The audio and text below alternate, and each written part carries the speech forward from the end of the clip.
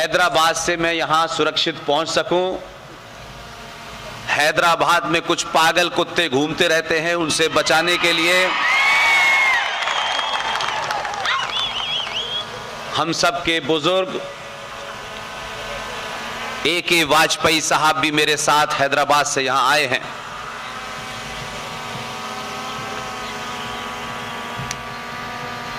मैं अपनी बात शुरू करता, लेकिन ये मेरे 12 साल के सफर में पहली सभा है जिसमें मुझे सबसे ज्यादा संतुष्टि हो रही है, और उसका एक कारण है। मैं हर सभा में कहता हूं, यही शायद इस सफर का प्रयास है, लक्ष्य भी है। हमारे यहां एक परंपरा थी कि जो असली गुरु होते थे वो अपने जीवित रहते समय तक कई सारे चाणक्य पैदा करते थे, लेकिन ऐसे गुरु कम हैं, गुरु घंटाल बहुत है इस देश में।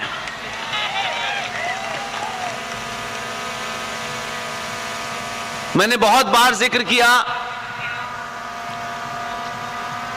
लेकिन इतनी बड़ी संख्या में नौजवान युवा किसी सभा में मैंने नहीं देखे।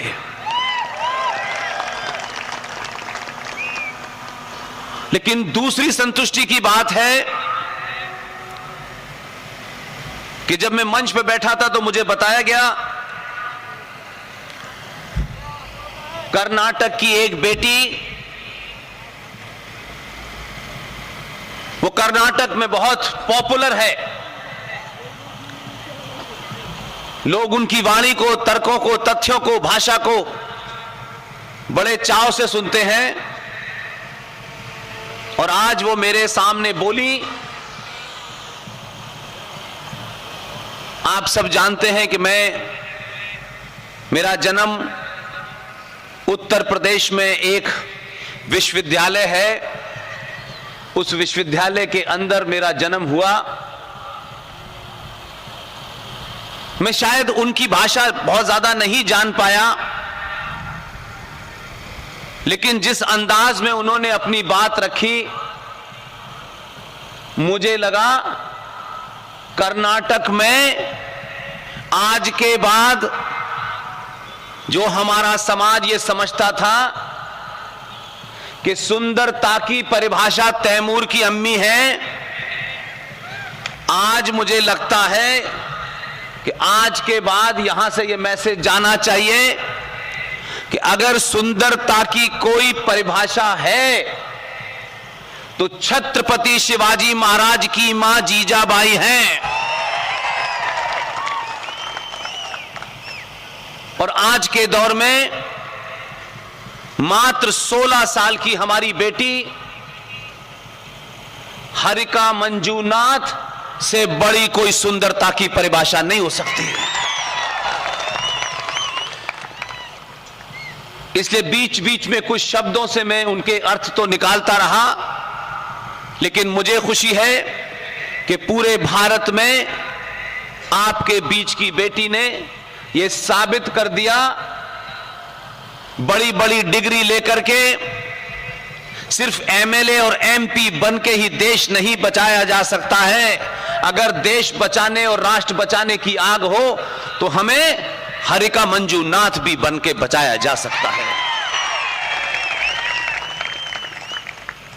इसलिए आज के बाद आप सबसे एक विनती है,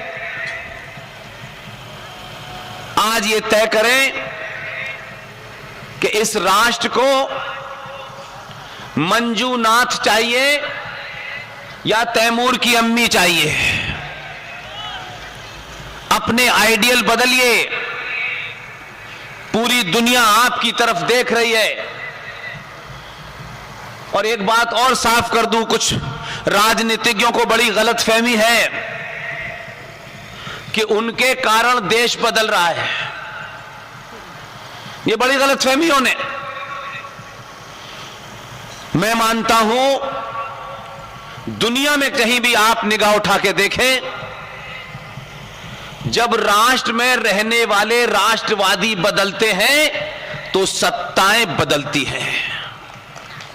जब आप बदलते हैं तो सत्ता पे बैठने वालों को बोध होता है कि मंदिर पहले बनाएं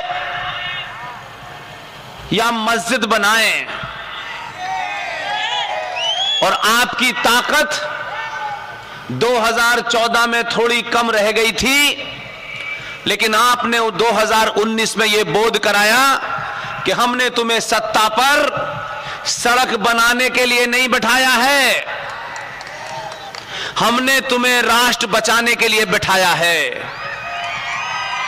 और आपकी ताकत, आपके सवाल, आपके तर्कों में जब अपने स्वार्थ में, मेरी जाति, मेरे लोग, मेरा इलाका, मेरी भाषा, जब आप उससे ऊपर उठते हैं तो सत्ताओं के पास पूर्ण बहुमत नहीं भी होता, तब भी सत्ता उस पूरे संविधान और संसद की मर्यादाओं में रहते हुए भी कैसे मंदिर बनवा देती है, कैसे 371-70 पास करवा देती है, यह जीती जागती मिसाल है। लिहाजा बहुत सारी बातें उन्होंने बोली हैं। मुझे लगता है कि यह भी गर्व की बात है कि मात्र 16 साल की बेटी, जो 2014 में मात्र 7 साल की रही होगी, मुझे बताया गया कि उनके माता पिता इस सभा में बैठे हुए हैं। मेरी उनसे विनती है कि वो जहां भी हो, अगर मंच पे आ सकते हैं तो 1 मिनट के लिए आ जाएं।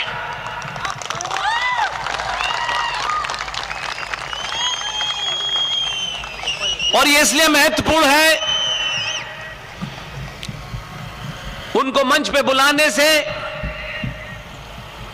कोई उनकी शोभा नहीं बढ़ेगी, बल्कि इस मंच की शोभा बढ़ जाएगी। और ये इसलिए भी है कि उनके पिता क्या काम करते हैं, कितने बड़े आदमी हैं, यह महत्व नहीं है। अगर आपने अपनी संतानों को सही शिक्षा दी हो, सही ज्ञान दिया हो और बेटी ही पैदा हुई हो, तो वो भी बेटी रानी लक्ष्मीबाई बन सकती है, चिन्नम्मा बन सकती है। इसलिए मैंने उनको मंच पे बुलाया कि मंचों पर बड़े बड़े पदों पे बैठने वाले, उन्हें आप मंचों पे जब बिठाते हैं तो जो लोग नीचे बैठे होते हैं, जिन्होंने बड़े बड़े काम किए होते हैं, जब आप उनको बारे में चर्चा नहीं करते तो समाज को पता नहीं चलता कि हमारे बीच में रहने वाला अगर कोई ऑटो ड्राइवर भी है तो वो भी, उसके बच्चे भी इस राष्ट्र की जागृति में कितना बड़ा काम कर रहे हैं। इसलिए आज कोई सभा ऐसी नहीं है जिसमें यह बात मैं नहीं कहता। जब आप अपने बीच में से निकले हुए लोगों का मान बढ़ाते हैं,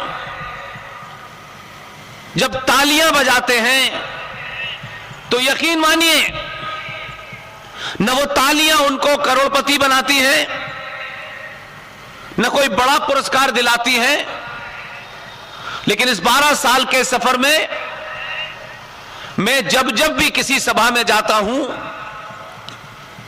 देश भर में जितने लोग मुझे सुनते हैं, रात के 2-2 बजे तक सुनते हैं, उनकी तालियां मेरे पैरों को बांध देती हैं। उनकी तालियां मुझे इस बात के लिए बाध्य करती हैं कि यह आवाज और बुलंदी से बोलनी है, रात में भी बोलनी है, सुबह भी बोलना है, शाम में भी बोलना है। और ये तालियां मेरे अंदर ऐसा जोश भरती हैं जो करोड़ों रुपए और दुनिया का कोई पद मुझे नहीं भर सकता। इसलिए मैं आप सबसे कुछ कुछ बातें कहूंगा और वो बातें वो कड़वी बातें होंगी जो किसी नेता में कहने की हिम्मत नहीं है। और उसका कारण है, जब आपको वोट लेने हो, किसी पद पे पहुंचना हो, तो समझौते करने पड़ते हैं और समझौतों से राष्ट्र नहीं बचता, सिर्फ आपकी कुर्सी बचती है। इसलिए कोई भी पार्टी हो, कोई भी संगठन हो, राष्ट्र से कोई बड़ा नहीं है। इसलिए आज सबसे ज्यादा जरूरत है, अपनी खोई हुई उस शक्ति को पहचानिए। आपके अंदर जो एक एटम बम है, उस शक्ति को पहचानिए और उस शक्ति का दुरुपयोग न करिए, बल्कि हम कौन थे, हमारे पूर्वज कौन थे, हमारी सभ्यता क्या थी, हमारे ग्रंथ क्या थे, हम किनके वंशज हैं। जिस दिन यह बोध हो जाएगा, भारत की धरती पर सत्ता पर वही बैठेगा जो सनातन हिंदू की बात पहले करेगा।